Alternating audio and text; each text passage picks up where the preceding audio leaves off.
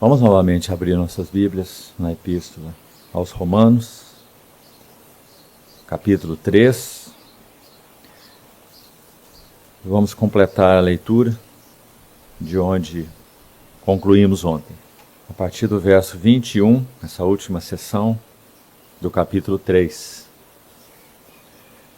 Mas agora, sem lei, se manifestou a justiça de Deus, testemunhada pela lei e pelos profetas. Justiça de Deus mediante a fé em Jesus Cristo, para todos e sobre todos os que creem, porque não há distinção. Pois todos pecaram e carecem da glória de Deus, sendo justificados gratuitamente por sua graça, mediante a redenção que há em Cristo Jesus, a quem Deus propôs no seu sangue como propiciação, mediante a fé, para manifestar a sua justiça, por ter Deus, na sua tolerância, deixado impunes os pecados anteriormente cometidos, tendo em vista a manifestação da sua justiça no tempo presente, para ele mesmo ser justo e o justificador daquele que tem fé em Jesus. Onde, pois, a jactância foi de todo excluída. Por que lei das obras? Não, pelo contrário, pela lei da fé. Concluímos, pois, que o homem é justificado pela fé, independentemente das obras da lei. É porventura Deus somente dos judeus? Não o é também dos gentios? Sim, também dos gentios, visto que Deus é um só, o qual justificará por fé o circunciso e, mediante a fé, o incircunciso. Anulamos, pois, a lei pela fé? Não, de maneira nenhuma. Antes, confirmamos a lei. Alguns versos do capítulo 4, que foi colocado aqui pelo Espírito Santo, através do autor, Paulo, para ilustrar o que ele acabou de ensinar no capítulo 3. Então, digamos que o capítulo 3 é o capítulo da doutrina da justificação pela fé, o que ela significa. O capítulo 4 é a ilustração da justificação pela fé, na vida de Abraão. Então vamos ler alguns versos, antes de iniciarmos o período de meditação. Capítulo 4, verso 1 diz assim: Que diremos, pois, ter alcançado Abraão nosso pai segundo a carne? Porque se Abraão foi justificado por obras, tem de que se gloriar, porém não diante de Deus. Pois que diz a Escritura? Abraão creu em Deus, e isso lhe foi imputado para a justiça. Ora, ao que trabalha, o salário não é considerado como favor, e sim como dívida. Mas ao que não trabalha, porém crê naquele que justifica ao ímpio, a sua fé lhe é atribuída como justiça. Vamos ao verso 16. Essa é a razão por que provém da fé, para que seja segundo a graça, a fim de que seja firme a promessa para toda a descendência, não somente ao que está no regime da lei, mas também ao que é da fé que teve Abraão. Porque Abraão é pai de todos nós, como está escrito: por pai de muitas nações te constituí, perante aquele no qual creu, o Deus que vivifica os mortos e chama à existência as coisas que não existem. Abraão, esperando contra a esperança, creu, para vir a ser o pai de muitas nações, segundo lhe fora dito: assim será a tua descendência. E sem enfraquecer na fé, embora levasse em conta o seu próprio corpo amortecido, sendo já de 100 anos e a idade avançada de Sara, não duvidou da promessa de Deus por incredulidade, mas pela fé se fortaleceu dando glória a Deus, estando plenamente convicto de que ele era poderoso para cumprir o que prometera. Pelo que isso lhe foi também imputado para a justiça. E não somente por causa dele está escrito que lhe foi levado em conta, mas também por nossa causa, posto que a nós igualmente nos será imputado, a saber, a nós que cremos naquele que ressuscitou dentre os mortos a Jesus, nosso Senhor, o qual foi entregue por causa das nossas transgressões e ressuscitou por causa da nossa justificação. Vamos orar.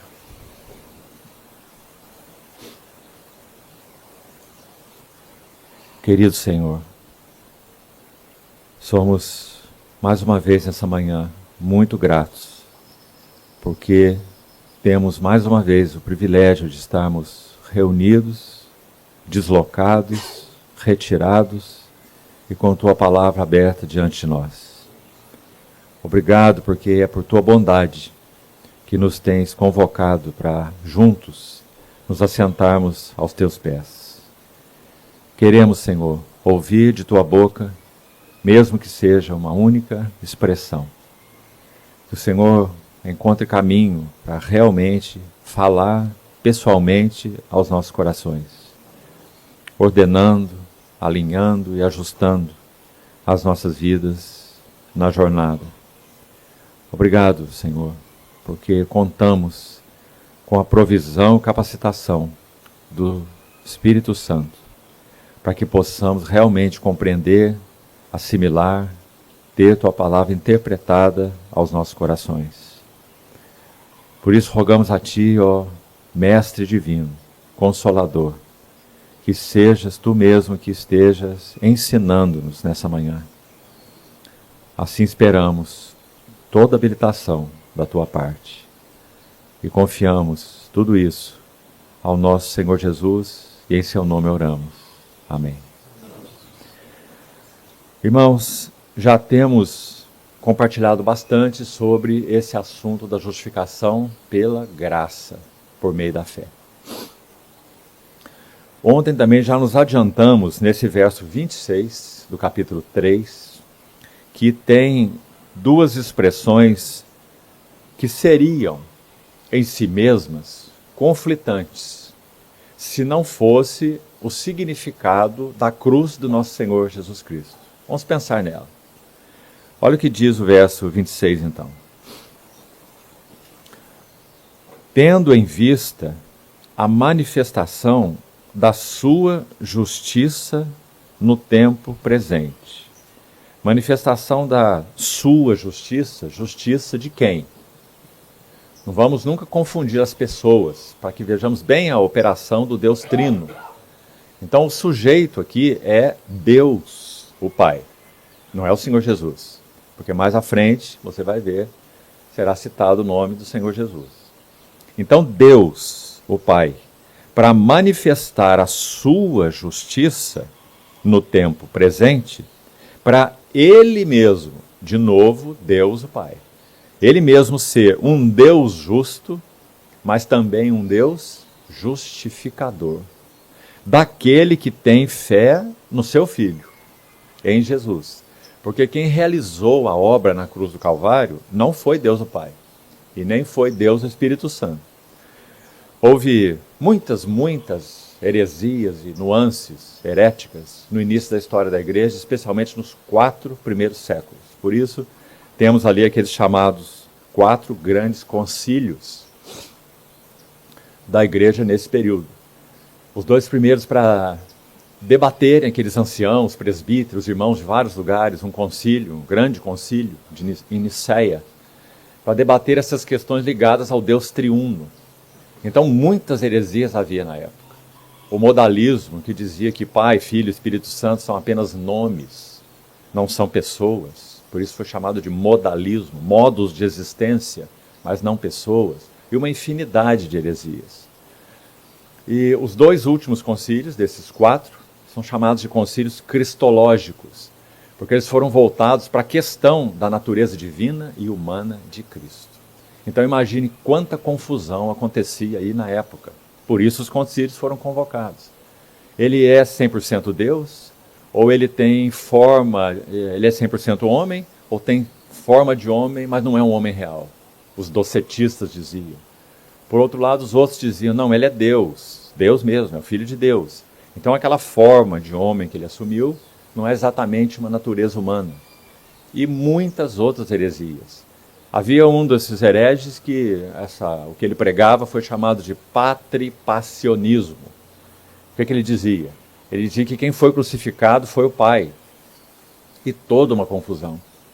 Então, se nós não tivermos, meus irmãos, clareza da triunidade de Deus, a pessoa do Pai, a pessoa do Filho e a pessoa do Espírito, distintas, mas não três deuses. Um único Deus que subsiste em três pessoas distintas. O Pai não é o Filho não é o Espírito Santo. Quando o Filho de Deus, o Verbo encarnado, ressuscitou e foi entronizado, ele não se transformou no Espírito Santo. Olha aí outra heresia. O Filho de Deus, o Verbo encarnado, é homem, e como homem ele continua ali, após a ascensão, entronizado à destra da majestade nas alturas. E dessa posição exaltada, ele mesmo enviou o Espírito prometido, que é o Espírito Santo, o Espírito de Deus, o Espírito de Jesus Cristo. É o mesmo Espírito, que recebe denominações diferentes, mas é um único Espírito, há um só Espírito. Então, tudo isso, meus queridos irmãos, é muito importante. Não são apenas doutrinas, não são nuances técnicas.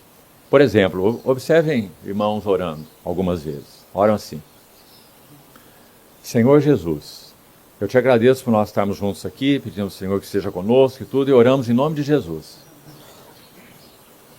Como é a oração bíblica? A oração bíblica é assim: Pai Celestial, me ponho de joelhos diante de Deus e Pai do nosso Senhor Jesus Cristo. Então a nossa oração, nós não somos um povo órfão. Nós somos reconduzidos ao Pai. Vós orareis assim: Pai nosso que estás no céu. Observe todas as orações de Paulo, todas, observe. Nós oramos a Deus, o nosso Pai. Nós não tínhamos Pai. Mas agora, quando nosso Senhor ressuscitou, o que ele disse a Maria Madalena na sua primeira aparição, dentre as 10, quando ele estava ressurreto? Não me detenhas, porque ainda não subi para o meu Pai. Só ele podia dizer isso, só ele tinha um Pai. Mas vai ter com os meus irmãos e dize-lhes. Detalhe, ele nunca antes havia se referido aos discípulos como seus irmãos. Ele os chamou de discípulos, meus discípulos, ele chamou de amigos. Já não vos chamo servos, então ele chamava de servo também, mas vos chamo amigos, tudo o que eu ouvi de o meu Pai, eu vos tenho anunciado. Não é? Ele os chamou, ele os enviou como apóstolos, mas nunca ele poderia chamá-los de irmãos, porque ele não tinha irmãos. Ele é o Filho unigênito. Mas depois que ele realiza a sua obra, o que Paulo vai nos ensinar em Romanos mesmo? Em Hebreus 1 nós vamos ter esse mesmo título tão precioso do nosso Senhor. Esse que era o unigênito do Pai, porque foi semeado na terra como grão de trigo e morreu para produzir muito fruto, então o unigênito se tornou o primogênito entre muitos irmãos. Então ele anunciou a Maria, que mensageira preciosa essa, não é? Porque ela foi enviada aos discípulos com uma mensagem. E a mensagem foi resumida nessas duas frases, tão cheias de conteúdo, meus amados irmãos.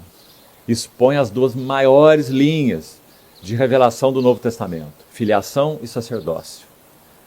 Dize-lhes, vai ter com os meus discípulos, e dize-lhes, subo para o meu Pai e o vosso Pai.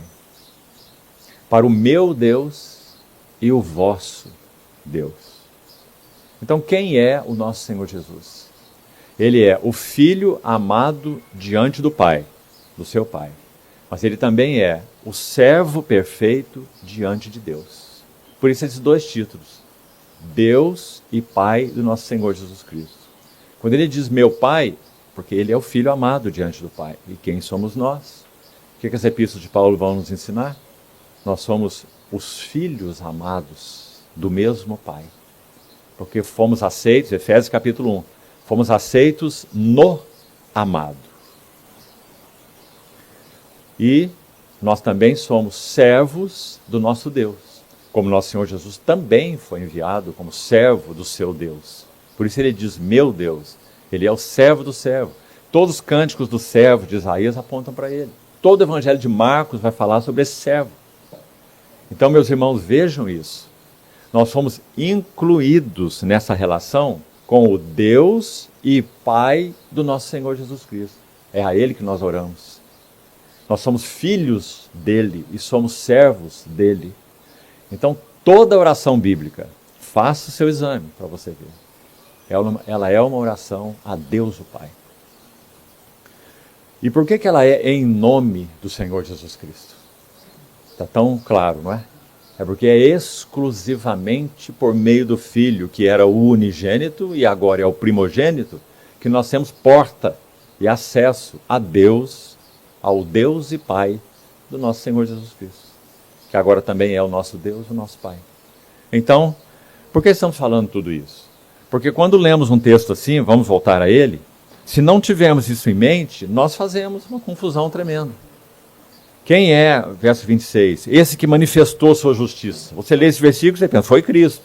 Cristo que manifestou essa justiça na cruz, né? Não, quem manifestou essa justiça foi o Deus justo, o Deus eterno, o Pai do nosso Senhor Jesus Cristo. Ele é o Deus justo, santo, glorioso, né? Então, falamos muito ontem isso. A justiça, a santidade e a glória de Deus, meus irmãos, elas têm um patamar que está à altura do próprio Deus. Então, quando a expiação foi realizada, ou deveria ser realizada, coloquemos assim, o que era necessário para que o homem fosse redimido? Vamos pensar, vamos meditar junto. Quem pecou? Foi o homem. E pecou voluntariamente, deliberadamente. Então, como poderia ser feita uma expiação pelo homem? Primeiro, veja o exemplo de Caim, lá nos primórdios da história. Ele lavrou a terra, buscou produzir o melhor que podia, como lavrador que era, com o seu suor, olha o suor aí, trabalho, para oferecer para Deus o melhor do que ele tinha lavrado. Certo? E o que a Escritura diz? Deus não se agradou de Caim, olha essa ordem, não se refere primeiro à oferta dele, se refere à pessoa dele. Ele não se agradou de Caim e da sua oferta, mas ele se agradou de Abel e da sua oferta. Qual a diferença entre os dois? Os dois eram filhos do mesmo casal, que havia pecado, no caso de Adão, deliberadamente, e expulsos do jardim da comunhão, fora da comunhão com o Senhor. E eram os filhos deles, Caim e Abel. O que Abel compreendeu e Caim não compreendeu? Abel compreendeu que não havia nada que ele pudesse fazer, produzir, que pudesse satisfazer a justiça, santidade e glória de Deus. Lembra dos querubins com a espada que se revolvia na porta do jardim? O que isso significa? Que o Deus santo, glorioso, ele fechou o caminho da comunhão, porque o homem escolheu pecar deliberadamente. Ele não era uma marionete, ele fez uma escolha, ele exerceu o seu arbítrio livre e pecou. Então aqueles querubins estavam como aquela espada que se revolvia, como diz lá, fechando o caminho da comunhão, da árvore da vida. Eles sabiam disso, é a história dos seus pais. Então o que Caim buscou fazer? Como que dizendo, apesar de tudo o que ocorreu, há um caminho para que esse Deus justo, santo e glorioso possa ser satisfeito, possa ser agradado. Então eu vou trabalhar para isso. E oferecer para ele o meu melhor. Quando ele vir o meu melhor, eu serei aceito pelas minhas obras. O que eu posso produzir para agradá-lo. Então, não se agradou o Senhor de Caim e da sua oferta. O que Abel fez de diferente? Abel compreendeu de alguma maneira que se houvesse algum caminho, algum meio, para que o homem pudesse retornar, e agora estou falando espiritualmente, é claro, não é? Deus é espírito, para esse lugar de comunhão, para esse lugar de relacionamento com Deus, não haveria nada que o próprio homem pudesse produzir para que isso fosse feito. Então o que Abel fez? Vamos lembrar? Ele oferece da gordura do rebanho.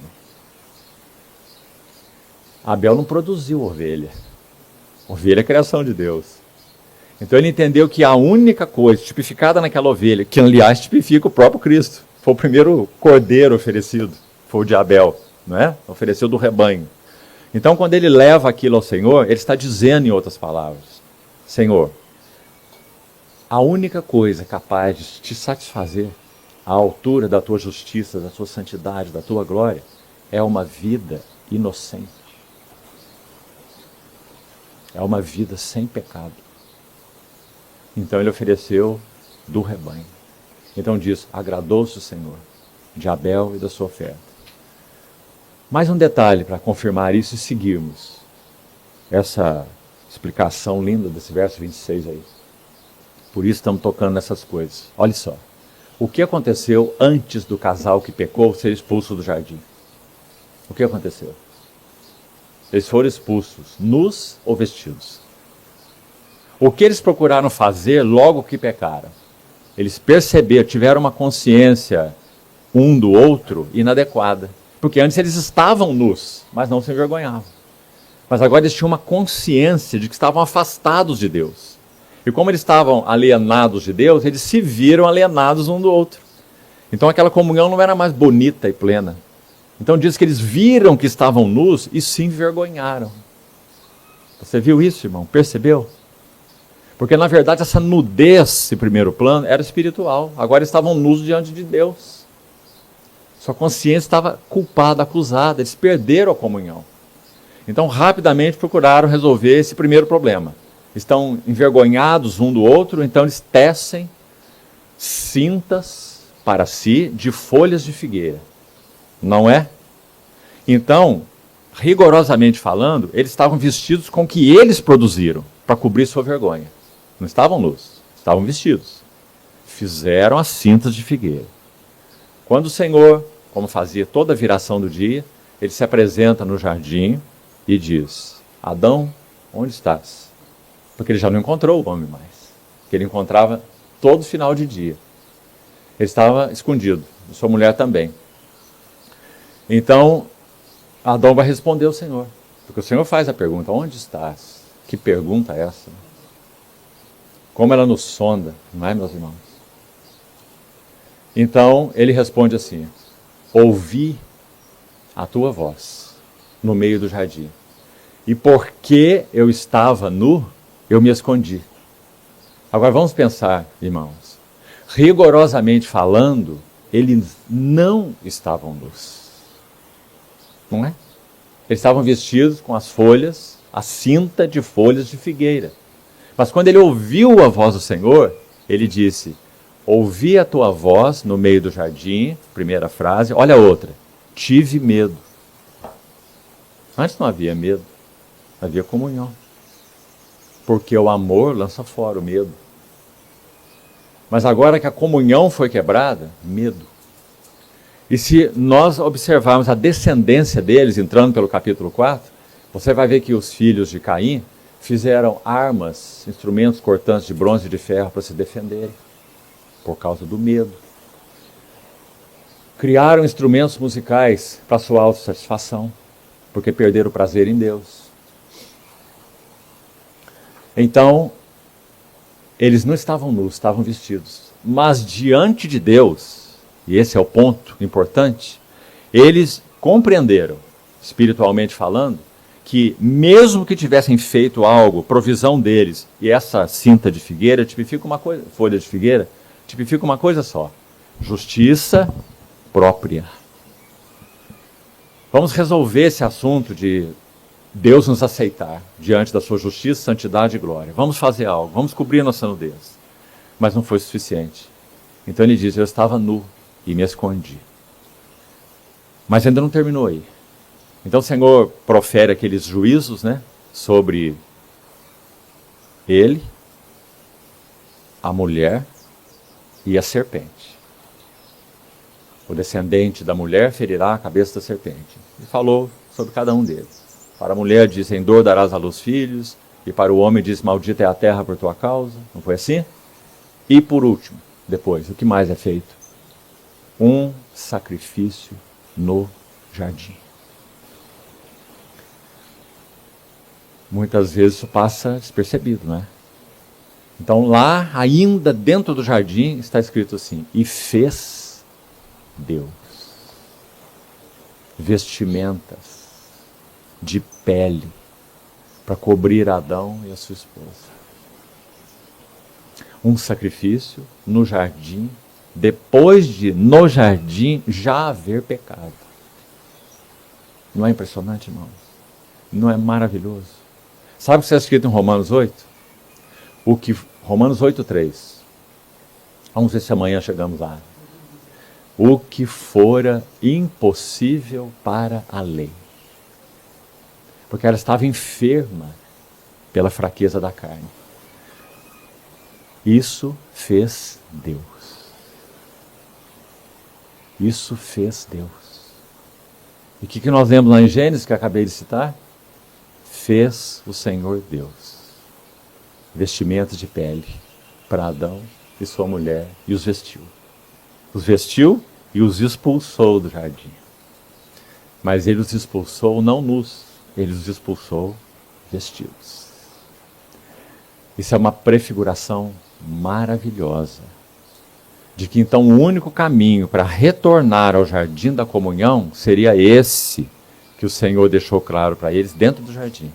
Uma vida sem pecado deveria ser oferecida para que eles pudessem ser vestidos e retornassem à comunhão. Só que, é claro, não seria um animal. Lá fora do jardim, se eles dissessem, lembra, minha esposa, lá no jardim, aquela folha de figueira, aquela cinta que fizemos, não valeu de nada. Deus nos vestiu com pele de animal. Então acho que se nós fizermos um sacrifício aqui e nos vestirmos de novo, nós vamos conseguir passar pelos querubins e entrar de novo no jardim para ter comunhão com Deus. Isso não seria possível, não é? Porque, de novo, eles teriam realizado um sacrifício. E ele só seria também tipológico, né? Aquilo que Deus fez apontava para o sacrifício definitivo. Qual é? Eis o Cordeiro de Deus, que tira o pecado do mundo. Então, meus irmãos, voltando onde eu estava, para que a justiça, santidade e glória de Deus pudessem ser satisfeitas, o que seria necessário? O homem pecou, então o homem precisava satisfazer a justiça de Deus, a santidade de Deus, na altura da glória de Deus. Aí voltamos com as perguntas de ontem, né? Qual homem seria capaz? Então temos Romanos 8:3. Isso fez Deus, enviando o seu próprio Filho, em semelhança de carne pecaminosa. Olha essa expressão, irmão. Ele era um pecador? Claro que não. Senão não poderíamos ser redimidos, né? E nem ele estaria no trono como varão aprovado por Deus. Então ele foi enviado em semelhança de carne pecaminosa. Significa que ele assumiu uma natureza humana integral, com espírito humano, alma humana, corpo humano, tudo que o homem é. Semelhança de carne pecaminosa. E assim segue Romanos 8:3. E com efeito, uma obra eficaz, condenou Deus na carne o pecado. Na carne de quem? De Cristo. Aquele que não conheceu o pecado, Deus o fez pecado por nós. Então agora, meus irmãos, nós sabemos que esses dois títulos, chamemos assim do verso 26, eles não são incongruentes. Sim, por causa da obra do Cordeiro, o Filho amado, eterno, que se fez carne, o Verbo que se fez carne e habitou entre nós, e foi à cruz, então sim, Deus é justo, sempre será, continua sendo justo, mas ele também pode ser justificador do ímpio, que nada pode fazer para a sua justificação, incapaz, impotente. Ele pode ser justificador do ímpio. Aliás, essa expressão está aí no capítulo 3, é tão forte também, não é? No capítulo 4. Aquele que justifica o ímpio. Como pode um ímpio ser justificado?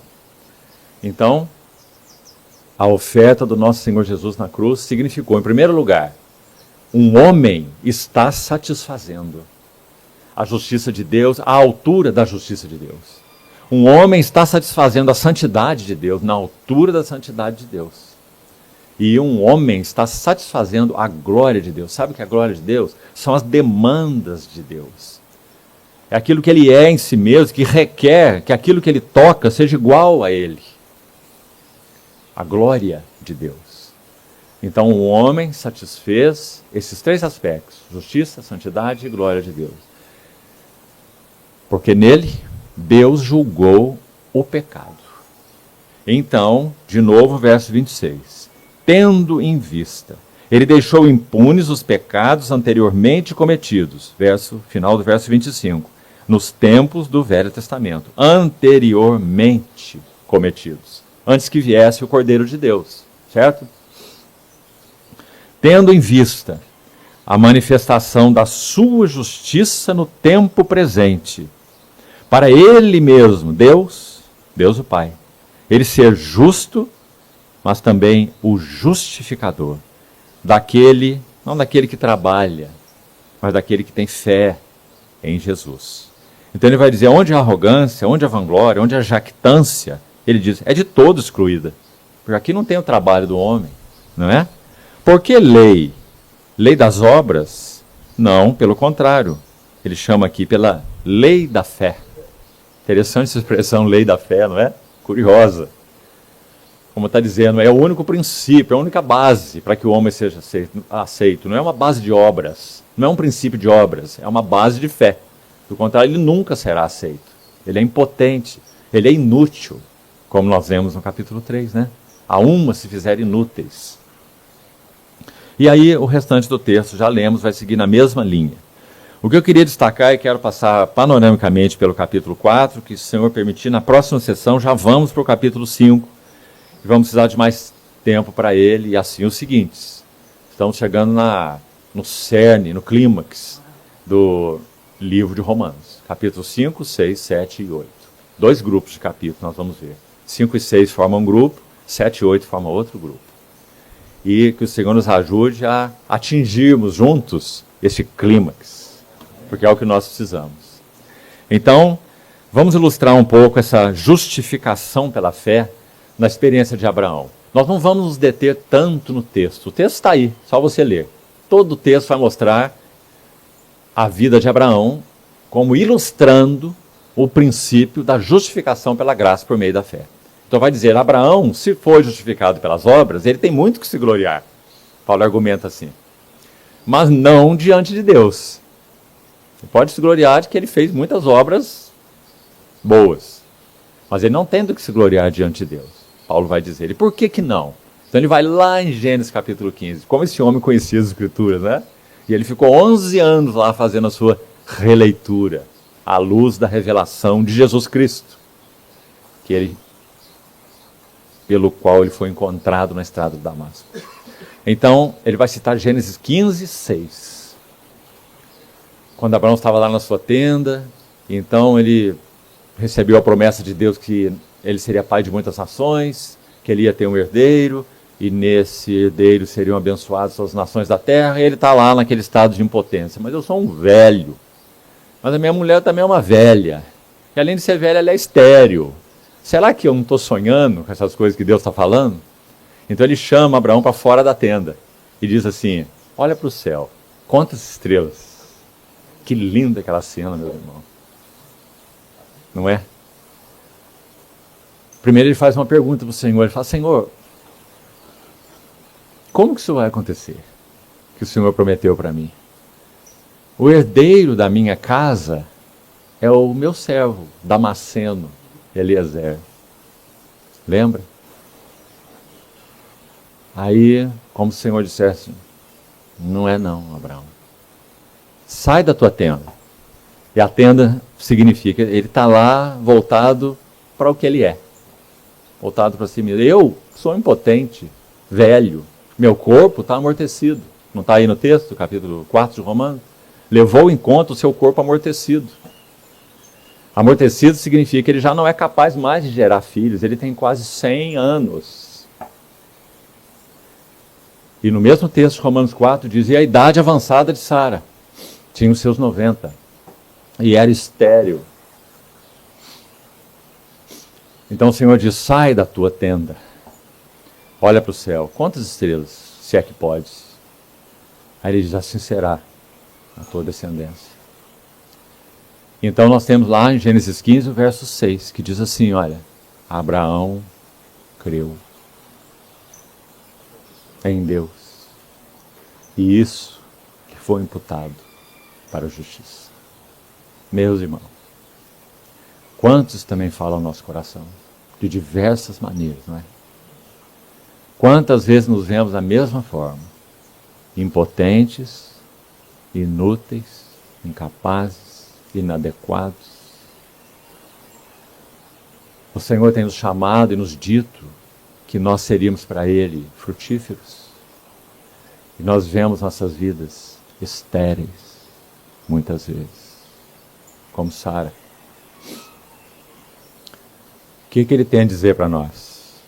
Sai da tua tenda e olhe para cima. Abraão creu em Deus e isso lhe foi imputado para a justiça. Então, quando esse capítulo vai ilustrar com essa história maravilhosa, ele é muito conhecido pelos irmãos, estou certo disso. E como disse, ele é uma ilustração linda do princípio da justificação pela fé. Mas uma coisa, duas, eu quero destacar nesse capítulo. Não precisamos ler de novo, nós já lemos. Duas notas. A primeira nota, várias vezes nesse capítulo, você vai encontrar a palavra imputado. Observe, faça sua leitura. Imputar é um termo judicial, jurídico, é um termo forense. E significa, literalmente, colocar algo na conta de alguém. É também traduzido por levar em conta. Quando Paulo escreve sua última carta a Timóteo, ele diz assim, na minha última defesa, 2 Timóteo 4, ninguém foi a meu favor, mas que isso não lhe seja levado em conta, posto em conta. É a mesma palavra usada aqui. Então o que é imputar? É colocar algo na conta de alguém, certo? Levar em conta. Então, o que Deus levou em conta, ou colocou na conta, imputou a Abraão quando ele creu. Deus imputou justiça. Então você vai ler essa palavra e vai observar essa nota em todo o capítulo 4. Ele creu e isso lhe foi imputado para a justiça. E essa é a primeira nota que eu queria destacar. E o capítulo termina, olha lá por favor de novo, verso 22 do capítulo 4. Pelo que isso lhe foi também imputado para a justiça. Depois vou destacar uma segunda nota aqui. Então está vendo a palavra imputado aí mais uma vez? Agora olha, verso 23. E não somente por causa dele, Abraão, está isso escrito que ele foi levado em conta. Está vendo? A tradução que eu estou lendo é a mesma palavra imputado. Mas aqui o tradutor resolveu colocar levado em conta. Porque esse é o sentido de imputar. Não é? Nós não fizemos nada para a nossa justificação. O Espírito Santo, de alguma maneira, falou aos nossos corações. A graça nos habilitou a tomar uma decisão. E também pela bondade de Deus, esse mistério inexplicável, nós podemos exercer fé, crer. Porque de alguma maneira nós fomos habilitados pelo próprio falar de Deus. Paulo em Romanos 10 não vai dizer assim que a fé vem pelo ouvir. Então de alguma maneira maravilhosa, o Senhor nos concedeu capacidade de ouvir a sua voz. Nós não tínhamos essa capacidade. mas nós podemos ouvir a sua voz. Então, digamos, ele nos elevou, nos habilitou para a sua graça a dizer, sim, Senhor, entrego a ti, Senhor, a minha vida. Tu és o meu Salvador. E encontramos paz, perdão, alegria, gozo. Não é assim? Assim nós fomos salvos, todos nós. Não fomos salvos contra a nossa vontade. Fomos salvos porque o Espírito de Deus moveu nossa vontade. Mas, irmãos, de alguma forma, o Espírito de Deus pode, de alguma maneira, atuar, usando a palavra e atingindo uma vida, e a resposta ser inadequada. Como nós citamos a pregação de Estevão, né? Ouviram o Evangelho puro, pleno, da boca de Estevão, mas resistiram, palavras dele, ao Espírito Santo. Resistiram ao Espírito Santo. Certo? Então, de quem foi a responsabilidade por não ter sido salvo? Deles. Porque eles resistiram. Eles podiam não ter resistido. Mistério inexplicável. Mas é assim que é. Então vamos tomar cuidado com o supralapsarianismo. Não vou te explicar o que é isso, não. Depois você busca. Deixa isso para lá. Vamos lá, então. Então essa nota tão importante aí, imputado para a justiça, levado em conta. Segunda nota, importante, linda, nessa ilustração. Olhe lá, verso 17, capítulo 4. Como está escrito, por pai de muitas nações te constituí. Incrível como, baseado na iluminação do Espírito Santo, né, e na inspiração dele, Paulo faz as colocações tão precisas. Ele está escrevendo para romanos, romanos são gentios, embora houvesse uma comunidade grande de judeus no meio deles, né? Senão Paulo não teria nem escrito tanta coisa que ele escreveu aqui, diretamente contendendo com os judeus, e mostrando que os judeus são indesculpáveis, escrevendo para gentios de Roma, não é? Porque havia ali, então, entre eles, uma grande comunidade judaica, né? E digamos, judeus cristãos. Então, vamos lá. Ele diz, por pai de muitas nações te constituí.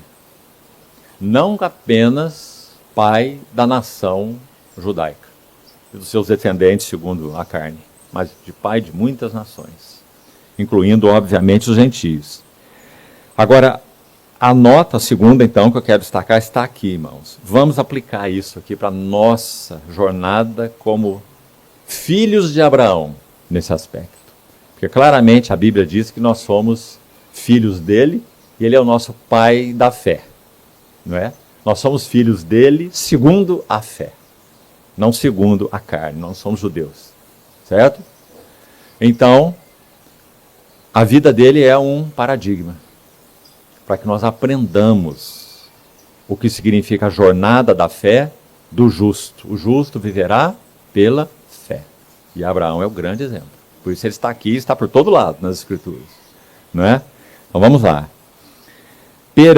Por pai de muitas nações te constituí, perante aquele Deus no qual creu. Em quem Abraão creu?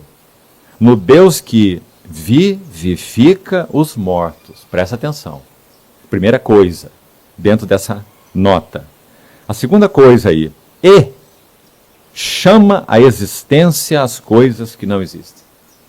Vamos devagar agora aqui.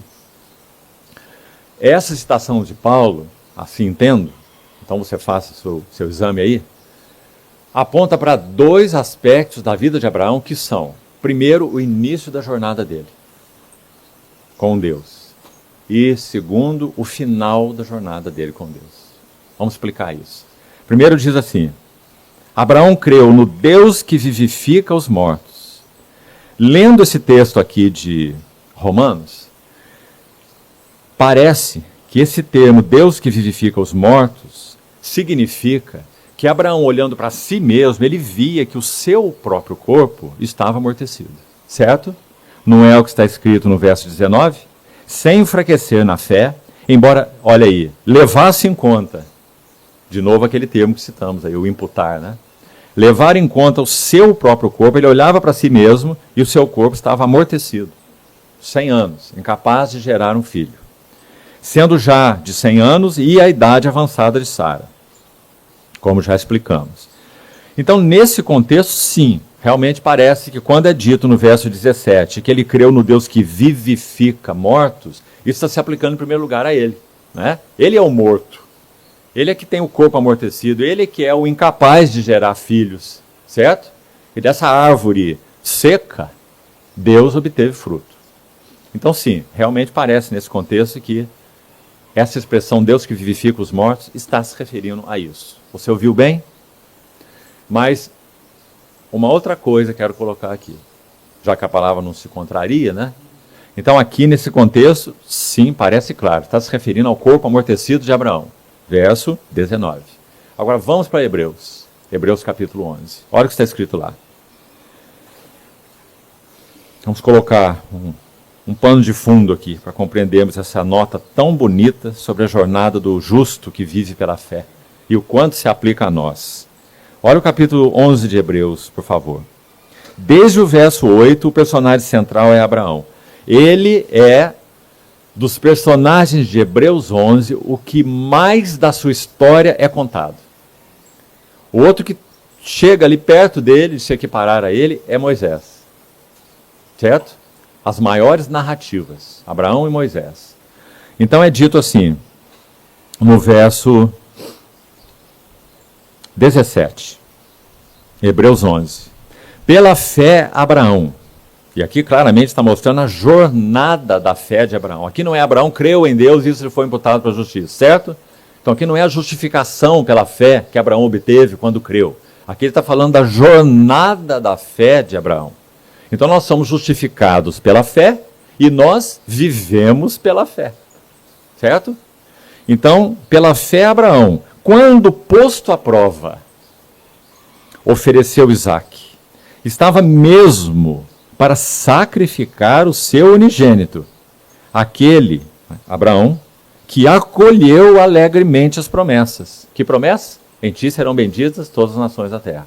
E eu te darei um descendente, e nele serão benditas todas as nações da terra. Ele acolheu essa promessa.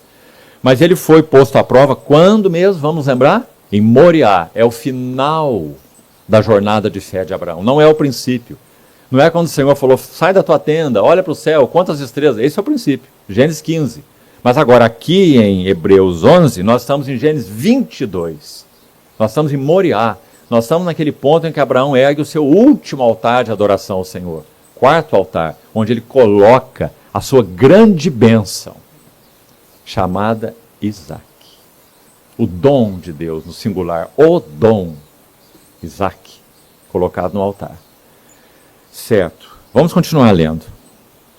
Verso 18. A quem se havia dito, em Isaque será chamada a tua descendência. Agora o Isaque está no altar e o cutelo está levantado. Veja isso. Agora, seguindo, 19. Porque ele considerou, levou em conta, que Deus era poderoso até para ressuscitá-lo. Quem que é esse Ló aqui? Isaque. Deus era poderoso para ressuscitá-lo dentre os mortos, de onde também, figuradamente, o recobrou. Lindo, não é? Então agora aqui, nesse contexto, vamos tomar aquela expressão que lemos em Romanos 4. O Deus que vivifica os mortos, ressuscita os mortos. Você está vendo? Nós podemos dizer que Abraão teve duas grandes experiências nesse assunto. A primeira foi no início da sua jornada. Deus vivificou o corpo amortecido desse homem de 100 anos, para que ele pudesse gerar filhos. Isso foi no princípio da história dele. E não é o princípio da nossa também? Mas quando ele caminhou com Deus, ainda tenho que ler mais um texto para mostrar isso, em Tiago. Caminha, não apenas creu em Deus e isso lhe foi imputado para a justiça, é o início, justificação pela fé. Mas ele viveu a vida da fé. E quando ele chega a Moriá, naquele clímax da relação dele com o Senhor, onde ele tipifica Deus o Pai, oferecendo seu único filho, que é um tipo do Senhor Jesus. Que cena, meus irmãos.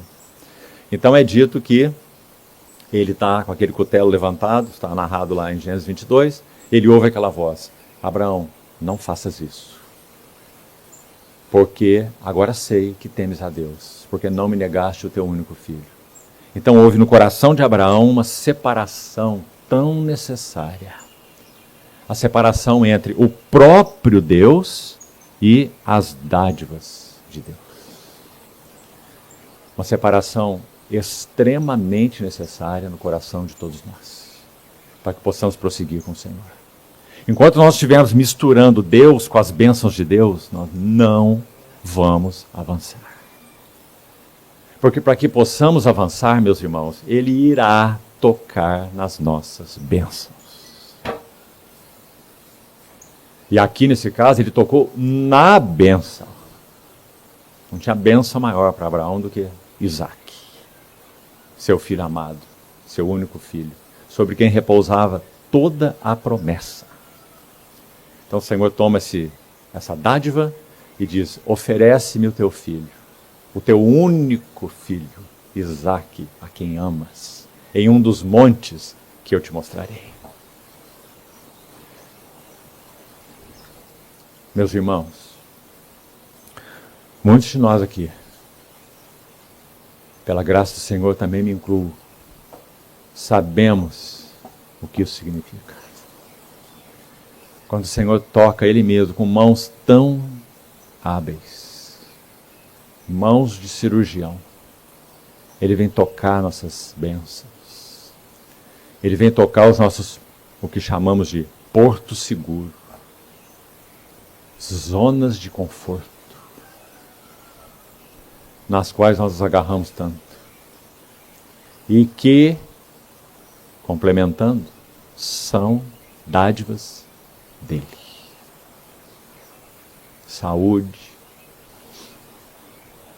relacionamentos, posses, filhos, netos, portos seguros. Qual o propósito de Deus fazer isso? Nos ver esperneando? Nós fazemos assim com nossos filhos? Qual é o propósito dele? Meus irmãos, Ele sabe que se Ele for confundido com as bênçãos dele, nós teremos uma jornada e uma fé espúria, pueril, infantil, bobinha, incapaz de suportar ventos e tempestades que vão bater contra a nossa casa. Lembra do Sermão do Monte? E ela, edificada sobre a areia, não resistiu, porque não estava edificada sobre a rocha. Então, meus irmãos, a notícia para nós é: o Senhor irá continuar tocando nas nossas bênçãos, porque Ele tem um propósito cheio de amor e de bondade. Ele quer nos levar a realmente aprender o que o mesmo Paulo disse, escrevendo para os Filipenses, que nele nós aprendemos a viver contente. Nós estamos numa busca infindável de mais disso, de mais aquilo, de mais bênção aqui, mais bênção lá, mais prosperidade lá, e mais coisa, mais e mais e mais. Aprendi a viver contente em toda e qualquer situação. Isso é impossível, a não ser que haja uma separação em nós, entre Deus e as dádivas de Deus. Então, graças ao Senhor, meus irmãos, o Senhor continua fazendo isso na vida daqueles que lhe pertencem. Agora, aqui então, no texto de Hebreus 11, o Deus que vivifica os mortos está aplicado à experiência com Isaque. Isso já está claro. Agora, para complementar isso então, vamos à Epístola de Tiago.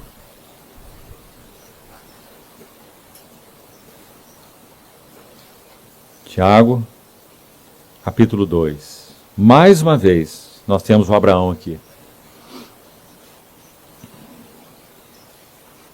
Tiago 2, 21. Agora nós vamos entender um pouquinho por que Lutero chamava essa epístola de palha. Na verdade, palha foi o entendimento do Lutero, porque essa epístola é de ouro, não é de palha. Versículo 21 diz assim, olha, vamos ler desde o verso 20. Queres, pois, ficar certo, ó homem sensato, de que a fé, olha aí, a fé, Tiago não está começando com as obras, não. Está começando com a fé, porque ele entende muito bem que a justificação é pela fé, não é pelas obras. Então ele diz, a fé sem as obras é inoperante. Antes de continuarmos, sabe qual é a clareza que Tiago tem? E que diante do contexto, vamos dar um desconto para Lutero e um perdão para ele? Porque ele viveu no meio de uma batalha infindável, com um sistema mundial pagão, na verdade, herético, que perdeu completamente o entendimento do que significa a justificação de Deus, né? O sistema católico romano. Ele viveu naquela época e naquele contexto. Mas o que Tiago está ensinando é que, ouça bem, todo homem só pode ser justificado pela fé. Esse é o ensino de Tiago. Só que Tiago diz assim, mas a fé que justifica o homem nunca está sozinha. Se ele é e foi justificado pela fé, então a esta fé acompanham-se obras. São as obras da fé, as obras de quem creu. Se a nossa fé não é demonstrada em obras, que fé é essa? Mas não é só Tiago que fala isso, João também, na sua epístola. Ele fala, se nós dissemos que amamos a Deus, mas não amamos nossos irmãos, somos mentirosos. Não é? Dissemos que amamos o Senhor, adoramos o Senhor, mas vimos nosso irmão passando necessidade e falamos, vai em paz. Não é? A mesma coisa João está dizendo. Então, vamos seguir. A fé sem as obras é inoperante. Verso 21. Acompanhe, por favor. Não foi por obras, então aqui estava o problema de Lutero. Não foi por obras que o nosso pai Abraão foi justificado. Aí Lutero, não, o que é isso? Esse livro nem deve ser inspirado. Não foi por obras que o nosso pai Abraão foi justificado quando ofereceu sobre o altar o próprio filho Isaque. Presta atenção. Ele não está falando assim, não foi por obras que o nosso pai Abraão foi justificado quando ele estava lá na tenda dele, então ele fez algo que agradou a Deus? Não. Quando ele estava lá na tenda e foi chamado para fora e o Senhor renovou aquela promessa, ele creu em Deus e isso lhe foi imputado para a justiça. Então aqui em Tiago, ele não está lembrando aquela experiência de Gênesis 15, quando Abraão foi justificado pela fé. Ele está lembrando uma experiência muito posterior, que nós já citamos, quando ele ofereceu Isaque sobre o altar. Então ele está dizendo, você está vendo essa obra de fé? Claro que é obra de fé, não é? Quando ele realizou essa obra de fé, ficou claro que ele foi justificado diante de Deus pelas obras da sua fé. E agora, cuidado com essa palavra justificado, porque ele não está apontando, então, para esse fato da justificação pela fé. Abraão já obteve isso em Gênesis capítulo 15. Você está entendendo, irmão? Está dizendo que as obras da fé, todas as obras da fé, que sejam evidentes em nossas vidas, na nossa jornada, porque o justo vive da fé, elas serão justificadas pelo nosso Deus. Ele nos justificará pelas nossas obras, como uma demonstração de que a nossa fé foi verdadeira. Ficou claro, irmãos? Que a nossa fé é operante. Então não faça confusão, porque está tudo tão claro. Olhe lá. E que bom ver isso, não é? Porque isso mostra, meus irmãos, que nós temos grande responsabilidade na nossa vida com o Senhor. Nos servir o Senhor, servir uns aos outros. Lembra que nós falamos dos anais celestiais de Malaquias, você se lembra? Os que temiam o Senhor falavam uns aos outros, o Senhor atentava e ouvia, e havia um memorial escrito diante dele. Para aqueles que temem o Senhor e se lembram do seu nome.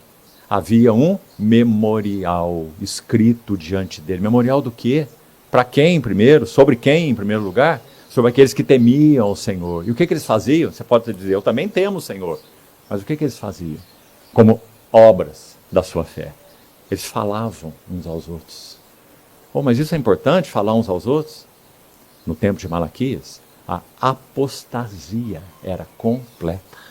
Foi o último profeta. Então os que temiam o Senhor falavam uns aos outros. O que eles falavam? Eles falavam sobre o seu Senhor. No seio da apostasia. Então essas foram as obras da fé deles. Entendeu, irmão? Quão importante é isso? para que nós não sejamos, irmãos cristãos, assentados, satisfeitos e felizes. Compreende o que eu quero dizer? Nós saibamos, sim, que esse que nos chamou para ser ramo frutífero da videira verdadeira, ele diz, eu vos designei para que vades e deis fruto. O que é dar fruto, irmão? É obra da fé. O que é fé? Fé é isso, ó. União com. Eu sou a videira, vós sois os ramos. Então, se nós vivemos da fé, permanecei em mim, e eu permanecerei em vós. Porque sem mim, nada podeis fazer. Mas comigo, muito podeis fazer. Né? Por implicação. Então, essas são as obras da fé.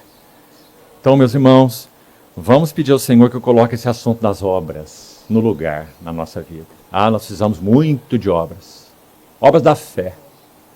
Não são obras que eu acho que são boas, obras que eu acho que Deus precisa, né? As obras que fluem da vida de união com Cristo. Fé. Vamos seguir um pouquinho aqui em Tiago. Não chegamos ainda no ponto. Olha lá. 21, Tiago 2, 21. Não foi por obras que o nosso pai Abraão foi justificado quando ofereceu sobre o altar o próprio filho Isaque? Vês como a fé, está aí o Tiago de novo, cuidadoso, inspirado pelo Espírito Santo. Veja como a fé operava juntamente com as obras. Porque as obras são evidência de que há fé genuína. Com efeito, foi pelas obras, essa frase é tão impressionante, irmão, tão necessária a ser considerada, foi pelas obras que a fé se consumou. Não está dizendo foi pelas obras que a fé foi gerada. Viu a diferença? Mas é pelas obras que a fé se consuma.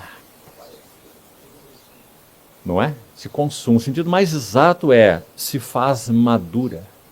Ou se faz perfeita. O que é uma fé perfeita? É uma fé que tem obras.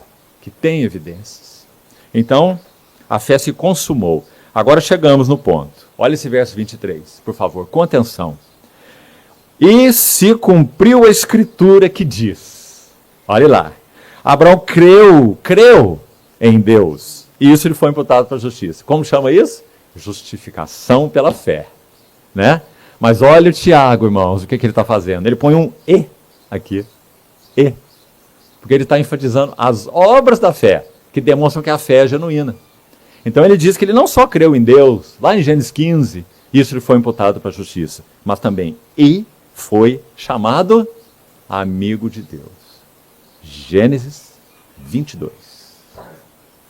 Quando ele ofereceu Isaque sobre o altar.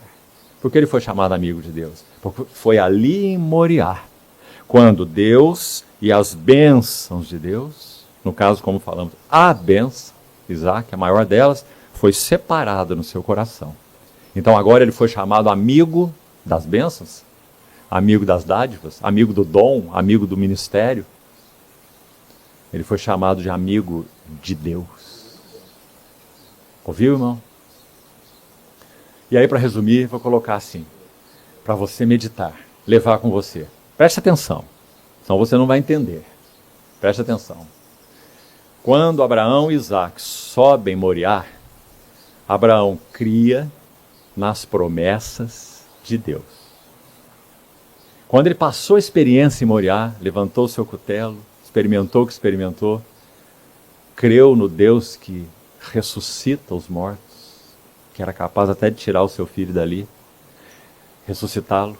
Então, quando ele sobe, ele cria nas promessas de Deus.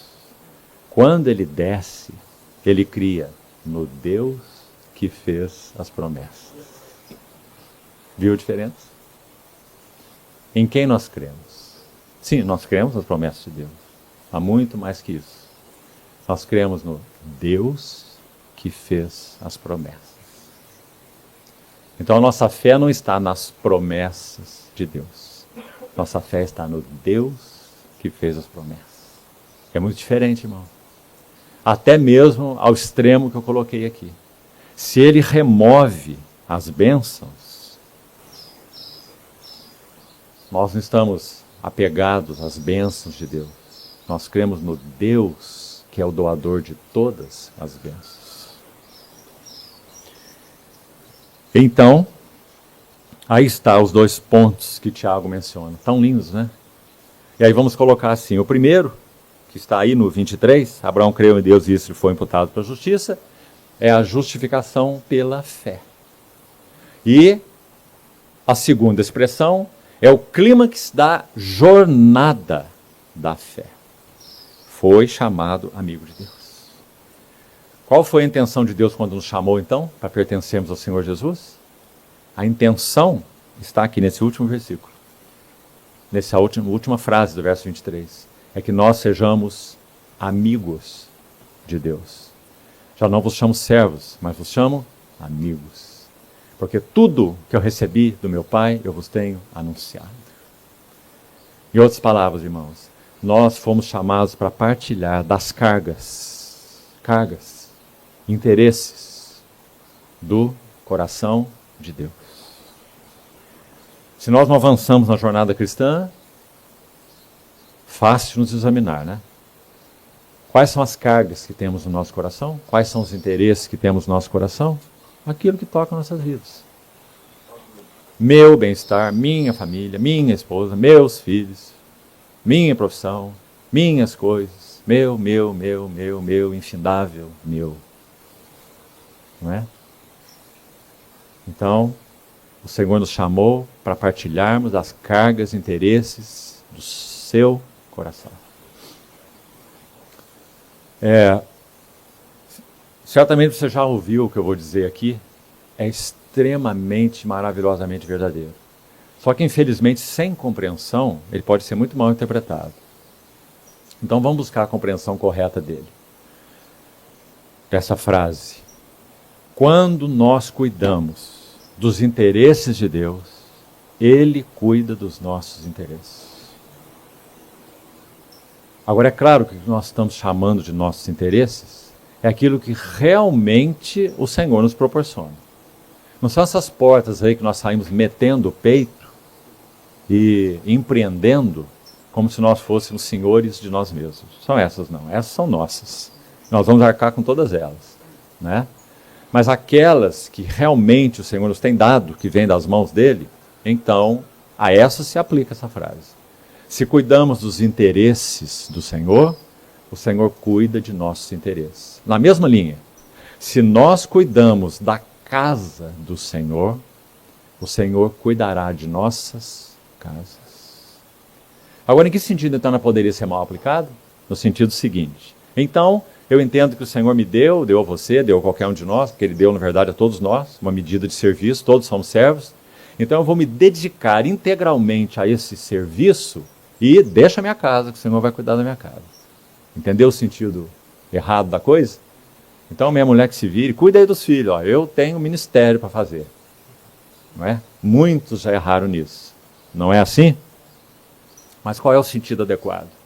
Se o nosso coração está ajustado aos interesses do Senhor, isso implicará necessariamente que, em primeiro plano, nossa própria família está incluída nos interesses do Senhor. Ou será que os interesses do Senhor, as cargas do Senhor, excluem a nossa família? E incluem a nossa família, poderíamos dizer até em primeiro plano, não é? Mas agora, irmãos, olha o contrário. Se eu entendo então que todo o meu serviço é me ocupar com a edificação da minha própria casa, então eu não sei realmente o que é servir o Senhor. Porque o Senhor tem uma casa e uma família que é muito maior do que a sua e a minha. Sua casa, sua família, sua noiva, da qual a nossa família particular faz parte. Por isso nós atentamos para ela, e muito bem, e cuidamos bem. Quem não governa bem sua própria casa, como cuidará da casa de Deus? Vai dizer Paulo para Timóteo, não é? Então não é abandonar aquilo que o Senhor te concedeu em primeiro lugar, mas é enquadrá-lo no sentido maior daquilo que o Senhor nos chamou, no sentido maior de ministério. Está claro? Que o Senhor nos ajude nisso, irmãos. Para que sejamos alinhados. Temos a responsabilidade imensa com essas primeiras ovelhinhas que o Senhor nos concedeu, de conduzi-las a Ele, não é? servi-las, amá-las, ministrá-las, começando com nossa esposa.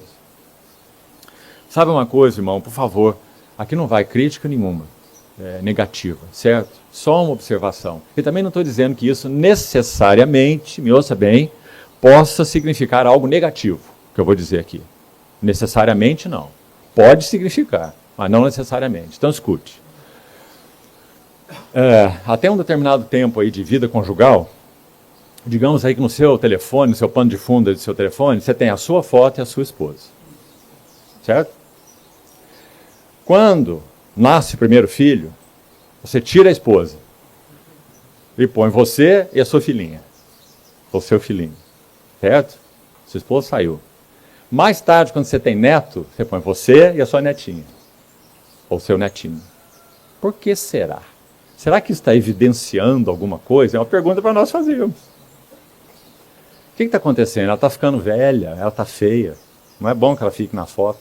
Ela não é mais a menina que você conheceu há 10, 20, 30, 40, 50 anos atrás. Ah, meus irmãos. Nós também estamos ficando velhos e feios. E amor não tem nada a ver com isso. O Senhor nos ajude, irmãos, porque nós vivemos numa geração sensual, que cultua beleza. Mas Deus não vê como vê o homem.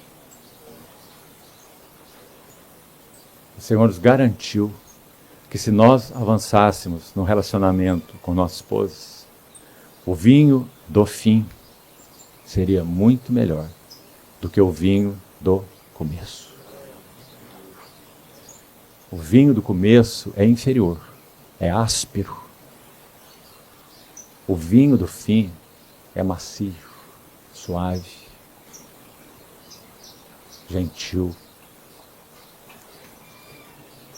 Não foca em primeiro lugar questões físicas, porque elas são subordinadas a questões muito maiores.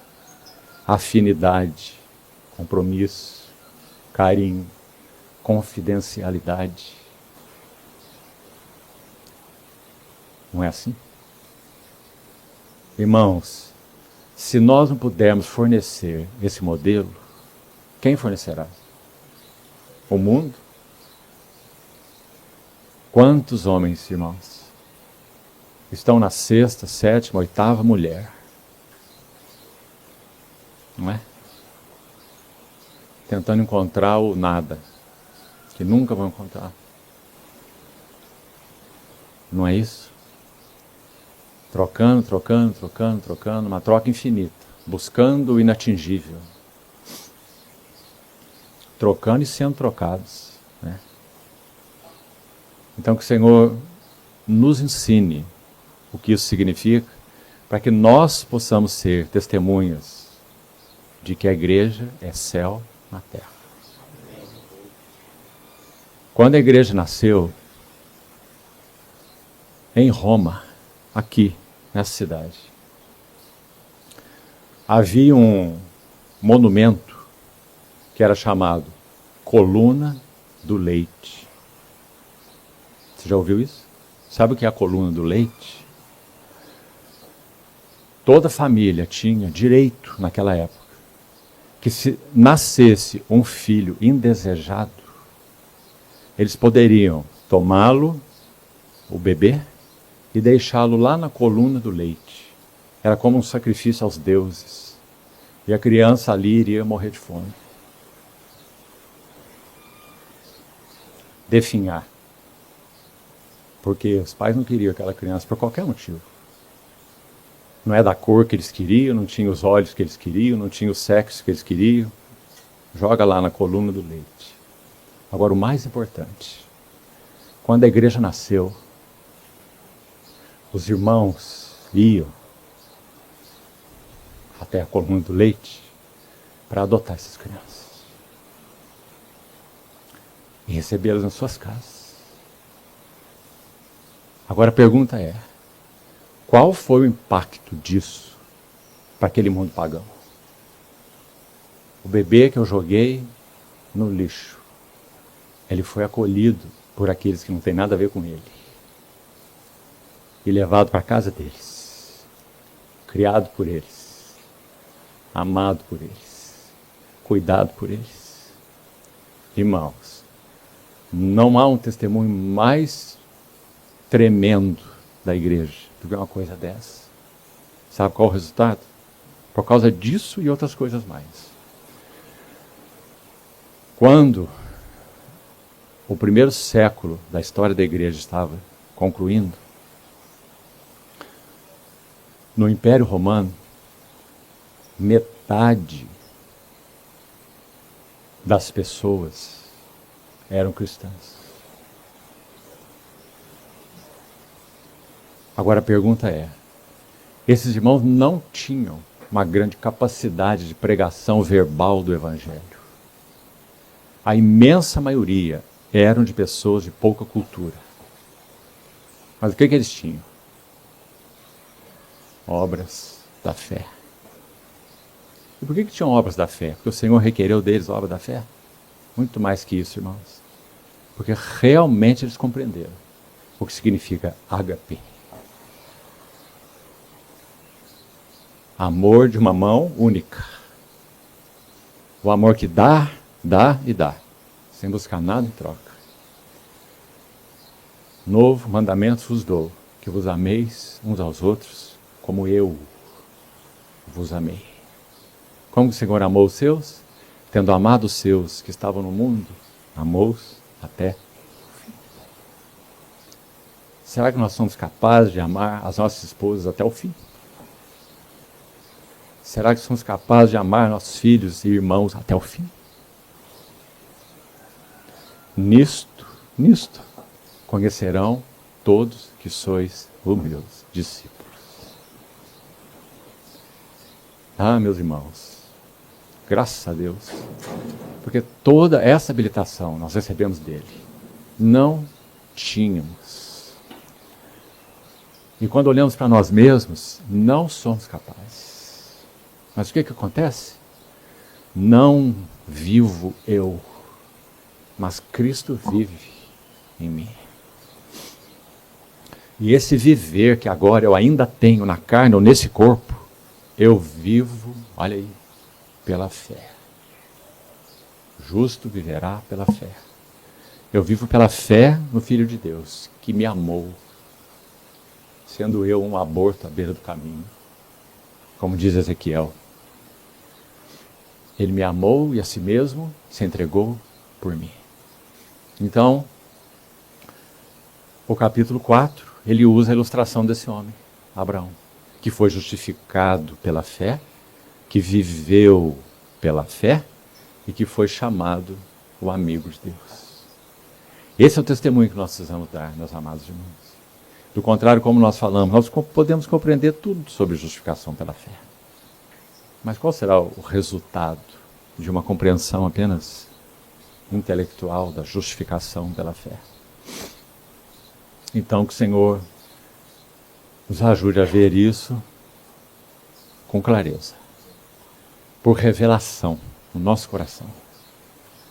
E vamos levar diante do Senhor tudo o que entendemos que precisa ser levado nessa manhã. Especialmente esse aspecto relacional com Ele e uns com os outros, meus amados irmãos. O Senhor vem sem demora. Ele está às portas. Qual tem sido o nosso testemunho? Especialmente com aqueles que primariamente Ele está nos confiando e os nossos amados irmãos, com quem convivemos. Que possamos ser para o Senhor um testemunho vigoroso do seu nome, antes que Ele venha. Nessa terra perdida, promíscua, confusa, sofrida,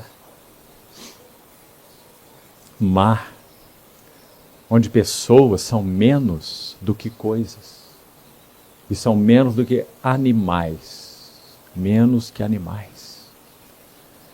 Hoje os carrinhos de bebê carregam cachorros, ao invés de crianças. Que o Senhor nos ajude, meus amados irmãos, e continue falando no nosso coração. Vamos fazer um intervalo então, vamos orar.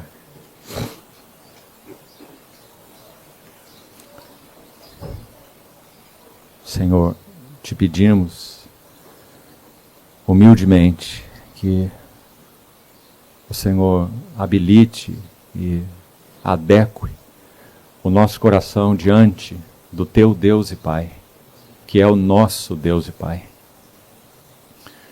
Obrigado, amado Senhor. Obrigado, amado Pai. Obrigado, bendito Espírito Santo, porque realmente temos sido alvos do teu amor fiel, apesar de nós mesmos. Obrigado, Senhor, porque tu segues falando no nosso coração e te pedimos que o Senhor nos ajude a prosseguir, Senhor. Amar com teu amor, amar como o Senhor ama, servir como o Senhor serve. Tira os nossos olhos, Senhor, de nós mesmos, chama-nos para fora de nossa tenda, para que possamos realmente olhar para Ti e manter o nosso foco firme em Ti. Queremos nos desembaraçar de todo o peso e do pecado que tenazmente nos assedia e correr firmemente a carreira da fé que nos está proposta, olhando firmemente para o autor e consumador da fé, aquele que em troca de alegria que lhe estava proposta suportou a cruz e não fez caso da vergonha, e hoje está sentado à destra do trono de Deus. Ajuda-nos, Senhor, para que nós não nos fatiguemos desmaiando em nossas almas. Assim nós te pedimos, Senhor, teu consolo, teu suporte, teu encorajamento. No precioso nome do nosso Senhor Jesus, é que oramos. Amém.